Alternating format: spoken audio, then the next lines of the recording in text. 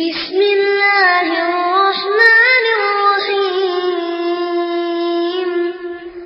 إذا جاء نصر الله والفتح ورأيت الناس يدخلون في دين الله أفواجا فسبح بحمد ربك واستغفره إنه كان توابا.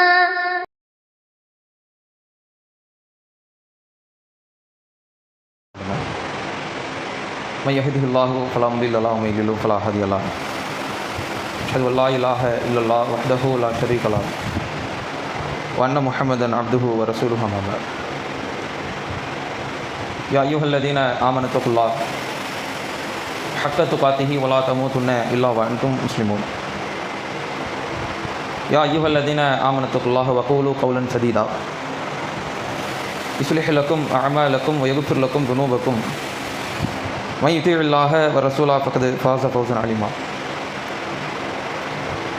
يا أيها الناس اتقوا ربكم الذي خلقكم من نفس واحدة وخلق منها زوجها وبث منهما رجالا كثيرا ونساء واتقوا الله الذي تساءلون به والأرحام إن الله كان عليكم رقيبا. ربي اشرح لي صدري ويسر لي أمري வஹ்லுல் உக்தத்தன் மின் லிசானி யஃப்கஹு கௌலி ரப்பி ஸித்னி இல்மா. அளவில்லா அருளாளனின் நிகரில்லா பேரன்பும் கருணையும் அல்லாஹுடைய தூதர் ஸல்லல்லாஹு அலைஹி வஸல்லம் அவர்கள் மீதும் அவர்களுடைய குடும்பத்தார்கள் அனைவர் மீதும் அவர்களோடு இந்த சத்திய மார்க்கத்தை தங்களால் இயன்ற அளவு பின்பற்றி வாழ்ந்து மரணித்த அத்துணை சஹாபாக்கள் மீதும் சஹாபிய பெண்மணிகள் மீதும் அதற்கு பின் வாழ்ந்த நல்ல அடியார்கள், குறிப்பாக வெள்ளிக்கிழமை அன்று நன்மை எதிர்பார்த்தவர்களாக இங்கே ஒன்றுகளும் இருக்கக்கூடிய நம் அனைவர் மீதும் என்றென்றும் உண்டாக வேண்டும் என்று பிரார்த்தித்தவனாக நான் ஆரம்பம் செய்கிறேன். அன்பு மிகுந்த அல்லாஹ்வின் நல்லடியார்களே, அல்லாஹு ரப்புல் ஆலமீன் மேன்மைப்படுத்தி படைத்திருக்கக்கூடிய இந்த மனித வர்க்கம் சிந்தித்து இந்த உலகத்தில் வாழ வேண்டும் என்பதற்காக கொடுக்கப்பட்ட இந்த அறிவு, எந்த அடிப்படையில் சிந்தித்து வாழ வேண்டும் என்ற நெறிமுறையை வழிகாட்டியாக கொடுக்கப்பட்டுள்ள திருமறை, அந்த திருமறையின் அடிப்படையில் சிந்தித்து அதை ஒருவன் ஏற்றுக்கொண்டு அதன்பால் தன்னுடைய வாழ்க்கையை அமைத்து கொள்ள வேண்டும் என்கின்ற ஒரு கட்டளையோடு தான் இந்த மனித வர்க்கம் படைக்கப்பட்டுள்ளது. அப்படி யார் குர்ஆனை நம்பிக்கை கொண்டதோடு மட்டும் அல்லாமல், ஈமான் கொண்டதோடு மட்டும் இல்லாமல், உண்மையாகவே உளப்பூர்வமாகவே இந்த குர்ஆனை என்னுடைய வாழ்க்கையில் நான் நடைமுறைப்படுத்தி காட்டுவேன், இந்த திருமறை சொல்கின்ற அடிப்படையில் தான் என்னுடைய வாழ்க்கையை நான் அமைத்துக் கொள்வேன், வெறுமனே பெயருக்கு ஏற்ற ஒரு முஸ்லீமாக வாழாமல் இறைவன் வாக்களித்துள்ள சொர்க்கத்தை யாருக்கெல்லாம் இறைவன் கொடுப்பதாக வாக்களித்து உள்ளானோ அந்த வாக்காளர்களுக்கு உள்ள பட்டியலில் இறைவன் சொன்ன அந்த வரிசையில் சொர்க்கத்திற்கு இறைவன் சொல்லியுள்ள நன்மாராயங்கள் பெயர்களில் என்னுடைய பெயரும் வர வேண்டும் என்ற நம்பிக்கையை மனதில் ஏற்றுக்கொண்டு இவ்வுலகத்தில் வாழ்ந்து காட்டியவன் போல் நாம் இருக்கணும். அல்லாஹ்வுடைய தூதருடைய காலத்தில் வாழ்ந்த முனாஃபிகீன்கள், நயவஞ்சகர்கள் இடத்தில் சென்று கேட்டால் அவனும் சொல்லுவான், அல்லாஹ்வை நம்புகிறாயா? நம்புகிறேன். அவனை நான் ஈமான் கொள்கிறேன். மலக்குமார்களை நீ நம்புகிறாயா? நம்புகிறேன். அவர்கள் எல்லாம் நம்மை கண்காணித்துக் கொண்டுதான் இருக்கின்றார்கள். மறுமை என்ற ஒரு நாளை நம்புறியா? இந்த உலகம் அழிஞ்சதுக்கு அப்புறம் மறுமைன்னு ஒன்னே வருவோம், எல்லோரும் ஒன்று திரட்டப்படுவோம், கேள்வி கணக்கு விசாரணை பெரிய ஒரு திடல்ல நிறுத்தப்பட்டு அனைவரும் தப்பிக்க முடியாதே, சொர்க்கமா நரகமானு ஃபைனல் ஆகிற ஒரு நாள், அதை நீ நம்புறியா? நம்புறேன், எல்லாத்தையும் நம்புறேன். இன்னைக்கு நம்ம சொல்றோம்ல, அல்லாஹ்வை நம்புறேன், தூதர்களை நம்புறேன், தூதர்களுக்கு வேதம் கொடுக்கப்பட்டது நம்புறேன், மலக்குமார்களை நம்புறேன், விதியை நம்புறேன், மறுமையை அனைத்தையும் நம்பிய ஒரு நம்பிக்கைவாதியாகத்தான் நான் வாழ்ந்து கொண்டிருக்கின்றேன், இதுதான் ஈமான் என்று நம்மளும் சொல்றோம். அவனும் சொல்றான், அவனும் சொன்னான். அதே நயவஞ்சகனை அல்லாஹ்வுடைய தூதர் சொன்னார்கள், யார் நம்பிக்கை கொண்டேன் என்று சொன்னானோ அஸ்ஃபல மினன் நார், அந்த நயவஞ்சகன் நரகத்தினுடைய அடித்தட்டில் கிடப்பான். நம்மள மாதிரி ஈமான் கொண்டவன், நம்மை போல் அல்லாஹ்வை நம்பியவன், நம்மை போல் மறுமையை நம்பியவன், அப்ப நமக்கு அவனுக்கு என்ன வித்தியாசம்? அதே நம்பிக்கையை கொண்ட சஹாபாக்கள் எல்லாம் என்ன சொல்லுவாங்க? சஹாபாக்கள் எல்லாம் சொல்லுவாங்க, மறுமையை நம்புறீங்களா? நம்புறோம். அல்லாஹ்வை நம்புறோம், இந்த தூதரை நாங்கள் நம்புறோம். இந்த தூதர் இடத்தில் வான் இலிருந்து ஒரு புத்தகமாக ஓசை வடிவத்தில் வந்துபட்ட இந்த வேதத்தை நம்ம நம்புறோம், பார்க்கல, நம்புறோம், இதையெல்லாம் நம்புறோம். இதே நம்பிக்கை கொண்ட இந்த சஹாபாக்களை அல்லாஹ் சொல்றான், ரலியல்லாஹு அன்ஹும் வரது அன்ஹும், அவர்கள் அல்லாஹ்வை புரிந்து கொண்டார்கள், அல்லாஹ்வும் அவங்களை புரிந்து கொண்டான். எவ்வளவு பெரிய டிஃபரன்ஸ்! இவங்களும் நம்புறாங்க, அவங்களும் நம்புறாங்க, நம்மளும் நம்புறோம். அவர்கள் நரகத்தினுடைய அடித்தட்டு, சஹாபாக்கள் அதே நம்பிக்கை கொண்டவர்கள், அதே ஈமான்தாரிகள், அதே முஸ்லிம்கள், அல்லாஹ்வை நம்பியவர்கள் தான் உச்சகட்ட சொர்க்கத்தில் பயணிப்பார்கள். அல்லாஹ் புரிந்து கொண்டான். ஒரு விஷயத்தை மிக நுணுக்கமாக தெரிந்து கொள்ள வேண்டும். வெறுமனே மறுமையை நம்பி இந்த உலகத்தில் தான் மனம் போன போக்கில் ஒருவன் வாழ்ந்து மரணித்தால் அந்த ஈமான் என்பது முழுமையான அல்லாஹ்விடத்தில் சொர்க்கத்தை பெற்று தரக்கூடிய ஒரு ஈமான் கிடையாது. நம்முடைய ஈமானை நம்ம எடை போட்டு பார்ப்போமா? ரமலான்லாம் கடந்து வந்திருக்கிறோம், நம்ம ஈமான் எந்த அளவுக்கு வெயிட்ல இருக்குன்னு பார்ப்போமா? இன்று சில ஈமான்கள் பல வகை கொண்டவை இருக்கு. அதுல எந்த வகை நம்ம தெரிஞ்சுக்கணும். பல வகையான ஈமான்கள் இன்னைக்கு இருக்கு.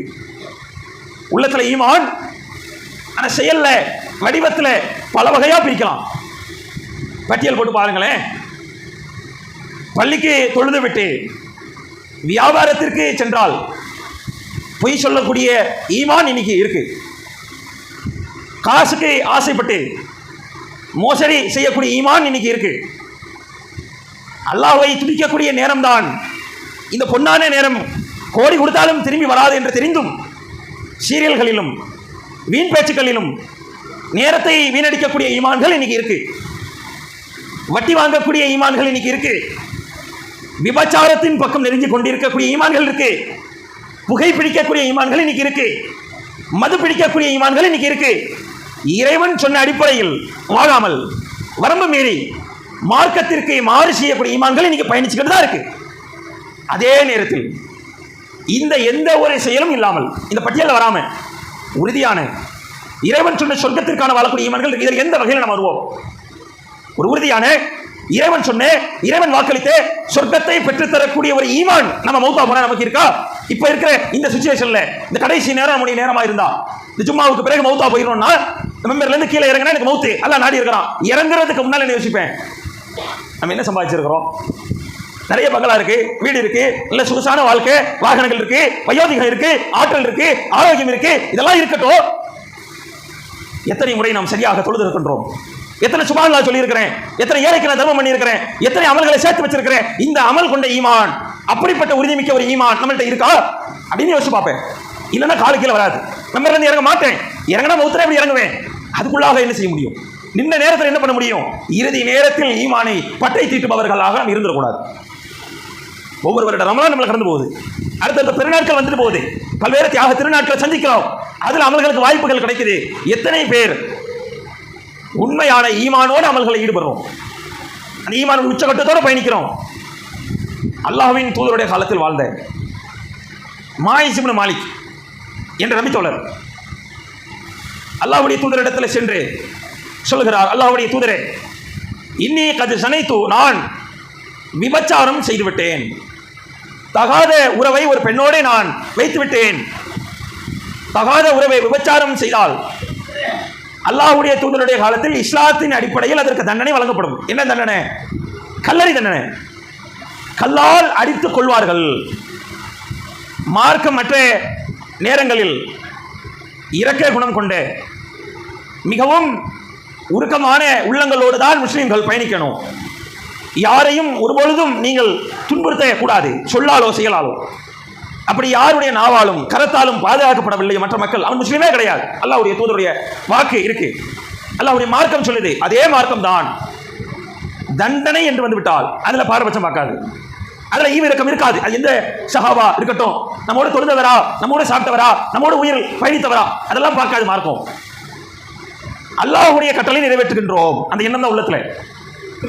அந்த மாயிஸ் இப்னு மாலிக் அவர்கள் விபச்சாரம் செய்துவிட்டார்.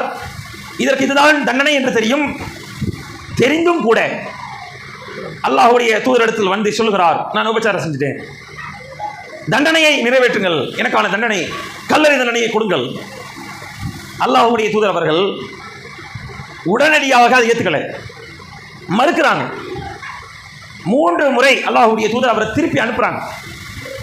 குடிச்சிருக்கிறாரான்னு பாருங்க, புத்தி சுவாதிகம் உள்ளவரா கவனிங்க, பொய் சொல்லக்கூடியவரான்னு பாருங்கன்றாங்க. இதெல்லாம் செக்கப்பாய் அவருடைய ஊர் ஆட்கள்லாம் போய் கேட்டுட்டு வர்றாங்க. நல்ல ஆள் தான், தண்ணி அடிக்க மாட்டாரு, உலர ஆள் கிடையாது, புத்தி தெளிவான ஆள் தான், உண்மையை பேசக்கூடியவர் தான், பொய்யெல்லாம் சொல்ல மாட்டார். பைத்தியக்காரனான்னு கேட்குறாங்க. என்ன தண்டனை தெரியுமா அதுக்கு?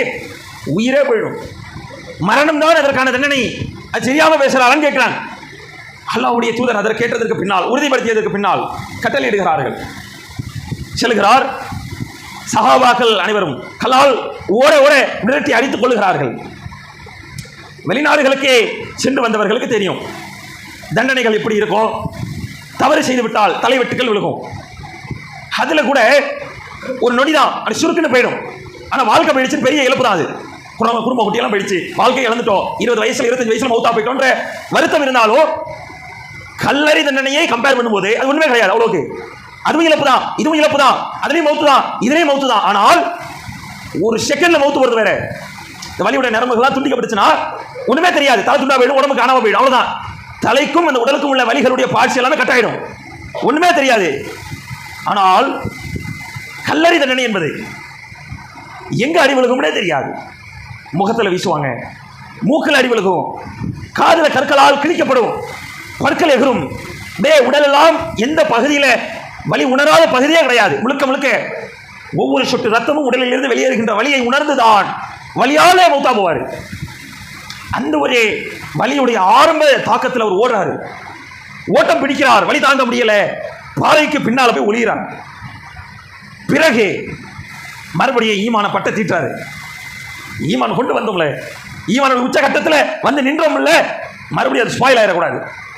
ஓடுறோம், பிரச்சனை இல்லை, திருப்பி வருவோம், நிற்போம், பார்த்துக்கலாம். உடல் வலியை எல்லாம் தூக்கி எறிந்து விட்டு நிற்கிறார். அடிங்க, மறுபடியும் கல்லால் அடிக்கிறாங்க, மூத்தா போறார். இது ஒரு சம்பவம். அதே போல ஒரு பெண்மணி, ஜுஹைனா குலத்தை சார்ந்த பெண்மணி வர்றாங்க, கட்டளையிடுறாங்க. அந்த பெண்மணியும் ஒத்துக்கொள்கிறார்கள், நான் விபச்சாரம் செய்து விட்டேன். அல்லாஹ்வுடைய தூதர் கேட்கிறார்கள், ஆதாரம் என்ன? என் வயிறு தான் ஆதாரம். நான் விபச்சாரம் செய்ததனுடைய ஆதாரம் என்னுடைய வயிற்றில் கருவாக உண்டாகிவிட்டது. அல்லாஹ்வுடைய தூதர், இந்த நேரத்தில் உங்களுக்கு தண்டனை வழங்கப்பட முடியாது. சென்று 10 மாதம் கழித்து குழந்தை ஈண்டெடுத்து வாருங்கள். போறாங்க. 10 மாத காலம் கழித்து அந்த பெண்மணி நினைவில் வைத்த தண்டனையோடு குழந்தையை அல்லாஹ்வுடைய தூதருடைய சபைக்கு ஒரு துணியில் சுருட்டி கொண்டு எடுத்துக்கொண்டு வருகின்றார்கள். அல்லாஹ்வுடைய தூதரை, இப்பொழுது தண்டனையை நிறைவேற்றலாமே? அல்லாஹ்வுடைய தூதர் சொன்னாங்க, அந்த குழந்தை பால் குடி தேவை உள்ள குழந்தை, பால் குடியை மறந்ததற்கு பிறகு நீங்கள் வாருங்கள், உங்களுக்கு தண்டனை கொடுக்கலாம். பிறகு 2 வருட காலம் கழித்து அந்த பெண்மணி வர்றாங்க. அல்லாஹ்வுடைய தூதரே, என் பிள்ளை ரொட்டி துண்டை சாப்பிட ஆரம்பித்து விட்டான், என்னுடைய தேவை அவனுக்கு கிடையாது, இப்பொழுது நீங்கள் தண்டனை நிறைவேற்றலாம். அல்லாஹ்வுடைய தூதர் அவர்கள் 3 வருட காலம் கழித்து அந்த பெண்மணிக்கு அந்த குழந்தையை ஒரு முஸ்லீம் இடத்தில் ஒப்படைத்து நீங்கள் வளர்க்க வேண்டும், பொறுப்பாளி ஆக்கிவிட்டு கட்டளையிடுகிறார்கள். இந்த பெண்மணிக்கு ஒரு குழி தோண்டப்படுது. அந்த குழியில் அந்த பெண்மணி இறங்குகிறார். இறங்கி அந்த பெண்மணிக்கு தலை தெரியும் வண்ணம் அது வரைக்கும் மண்ணால் நிரவப்படுகிறார்கள். மாயிசாவது ஓட முடியும், இந்த பெண்மணி ஓடவும் முடியாது. கழுத்து வரை மண்ணால் நிரவப்பட்ட அந்த பெண்மணி, தலை மட்டும் தெரியும். அப்பொழுது சஹாபாக்கள் கல்லை எடுத்துக்கொண்டு வருகிறார்கள். காலித் பின் வலீத் பி ஹஜர், அந்த நேரத்தில் காலித் அவர்களும் ஒரு கல்லை எடுத்துக்கொண்டு வருகின்றார். காலித் தெரியும். அந்த நபி தோழர் வந்து நின்று முதல் அடியாக அந்த பெண்மணியுடைய தலையில் வீசினார். முதல் அடியை அடிக்கிறார்.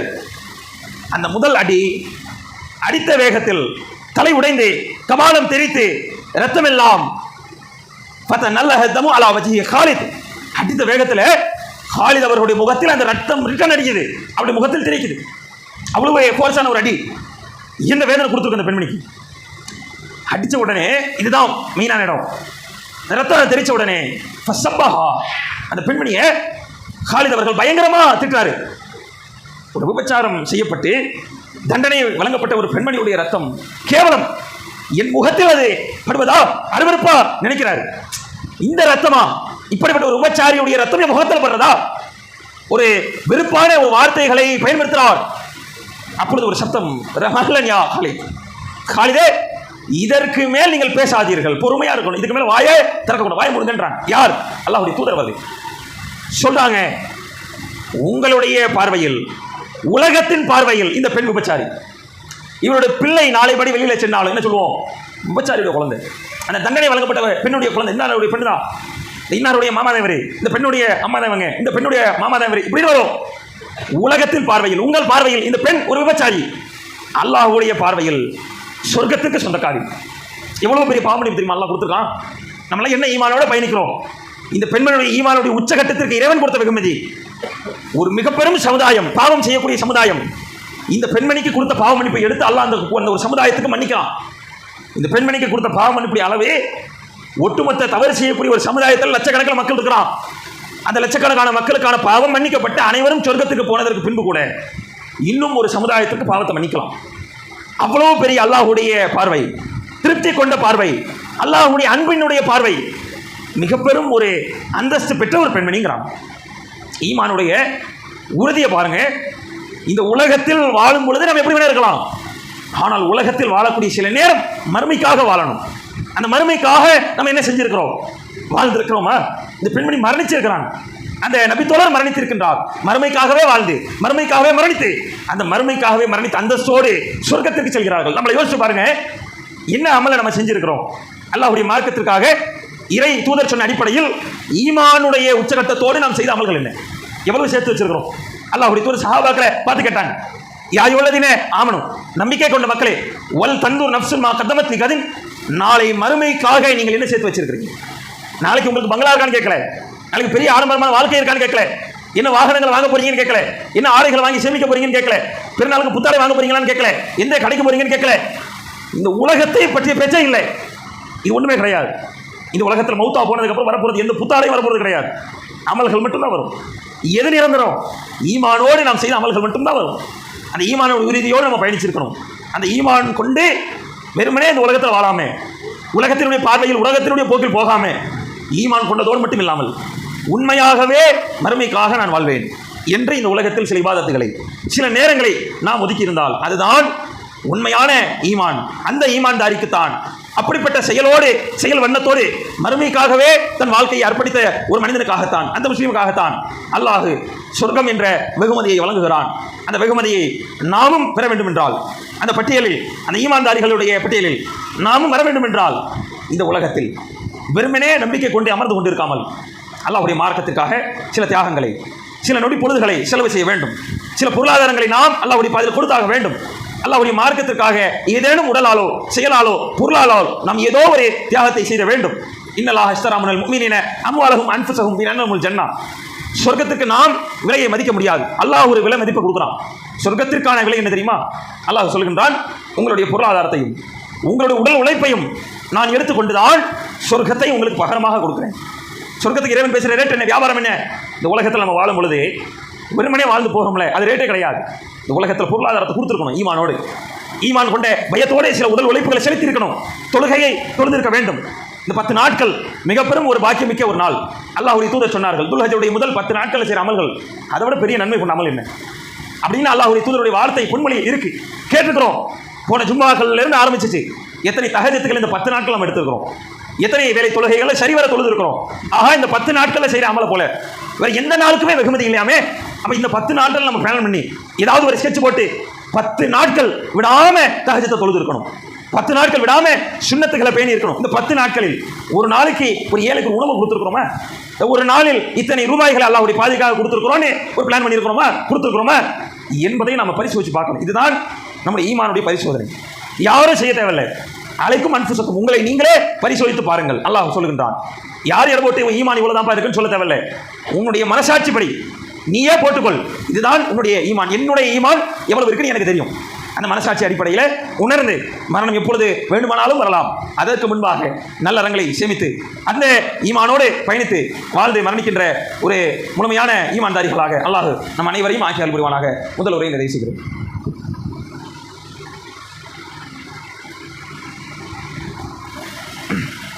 அல்ஹம்துலில்லாஹ். எல்லாம் அல்ல அல்லாஹ்வின் நல்லடியார்களே, ஈமான் கொண்ட மக்களாக வெறுமனே இந்த உலகத்திற்காக வாழ்ந்துவிட்டு செல்வது மட்டும் இல்லை.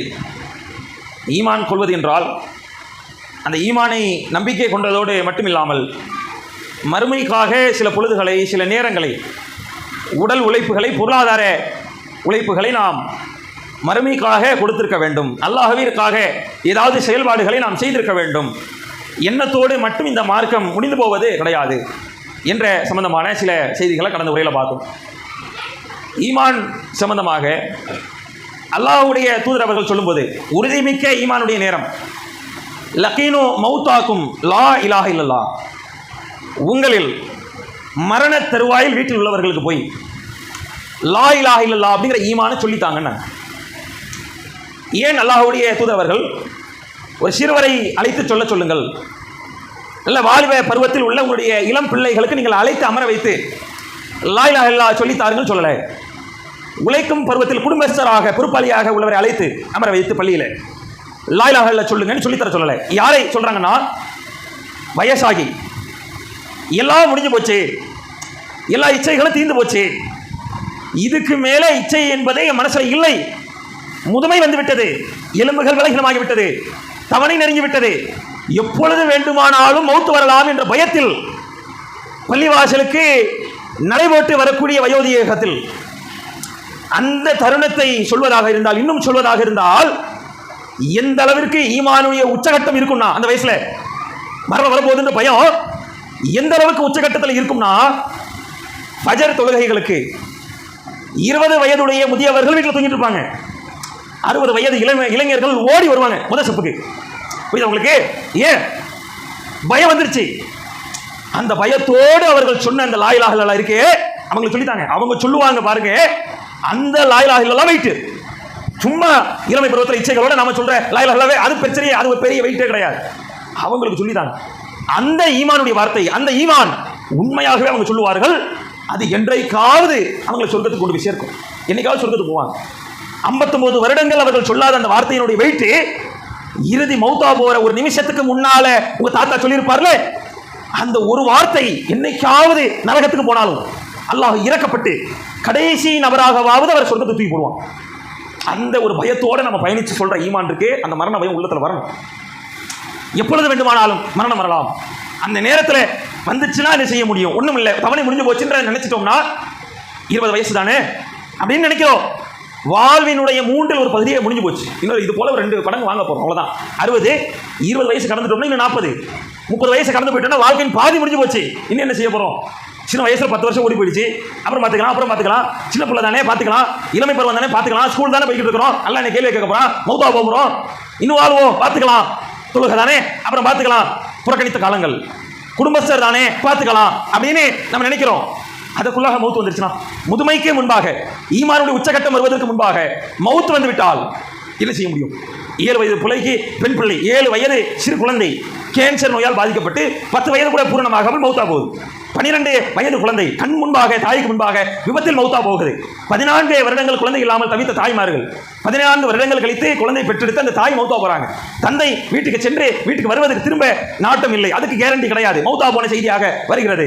20 வயது ஆகிவிட்டதே, பிள்ளை கேட்கிறானே என்று வாகனத்தை வாங்கி கொடுத்த பெற்றோர் வாகனத்தை எடுத்த முதல் நாள் வெளியில போயிட்டு பாக்கெட்ல பொட்டலம் போட்ட மாதிரி பிள்ளை வரான், ஆக்சிடென்ட்ல மௌத்தா போய் வலிச்சு எடுத்து வர்றாங்க. இதான் உங்க புள்ள பாருங்க, சாக்கு மூட்டையில கைமா போட்ட மாதிரி கொண்டாந்து கொடுக்குறாங்க. மரணம் எப்போ வேணும்னா வரலாம். இந்த மரணம் வருவதற்கு முன்பாக நாம் செய்தது என்ன? அதான் சஹாபாக்களுக்கு அல்லாஹ்வுடைய தூதர் நினைவூட்டல் கொடுத்தாங்க. கொடுத்த நினைவூட்டல் அல்லாஹ்வுடைய தூதருடைய இந்த ஈமானுடைய அந்த வீரியம் தங்களுடைய வாழ்க்கையில் பிரதிபலித்து சஹாபாக்கள் உச்சகட்டத்தை அடைஞ்சாங்க. உச்சகட்ட சொர்க்கங்களுக்கு செல்கின்ற நன்மாராயம் சொல்லுகின்ற ஒரு வாய்ப்பை பெற்றார்கள். அதுபோல் நாமும் மரணத்தை உணர்ந்து அந்த பயத்தை மனசுல எந்த நேரத்திலையும் பயணிக்க வச்சுக்கிட்டே இருக்கணும். தூங்கும் போதும் சரி, சாப்பிட்ற நேரத்திலும் சரி, எந்த வயசு ஆனாலும் சரி, வயோதிகத்தில் இருந்தாலும் சரி பார்த்துக் கொள்ளலாம் அப்படிங்கிற எண்ணம் வர வேண்டாம். தொழுகை வந்து விட்டால் போய் உடனே அமர்ந்து தொழுகை முடிச்சுட்டு வந்துடும். அதுக்குள்ள மௌத்து வந்துட்டா என்ன செய்ய போறோம்? அல்லாஹ் கேள்வி கேட்பானே. ஒரு வக்து போயிட்டா கூட கேள்வி வருமே. இன்ற மரண பயத்தோடு நாம் பயணித்து அந்த மரண பயத்தோடு கொண்ட ஈமான் அது என்றைக்காவது உறுதி கொண்டு நம்முடைய செயல்களுக்கு அல்லாஹ்விடத்தில் மிக பெரும் ஒரு பிரதிபலிப்பை ஏற்படுத்தி சொர்க்கத்தில் உயர்ந்த சொர்க்கமான ஜன்னத்துல் ஃபிர்தௌஸ் என்ற சொர்க்கத்தை எல்லோருக்கும் பெற்று தருகின்ற ஒரு வாய்ப்பை அல்லாஹ் நம் அனைவருக்கும் ஆக்கி அருள் புரிவானாக என்று பிரார்த்தித்த வண்ணம் நான் நிறைவு செய்கின்றேன். அஸ்ஸலாமு அலைக்கும் வரஹ்மத்துல்லாஹி வபரகாத்துஹு.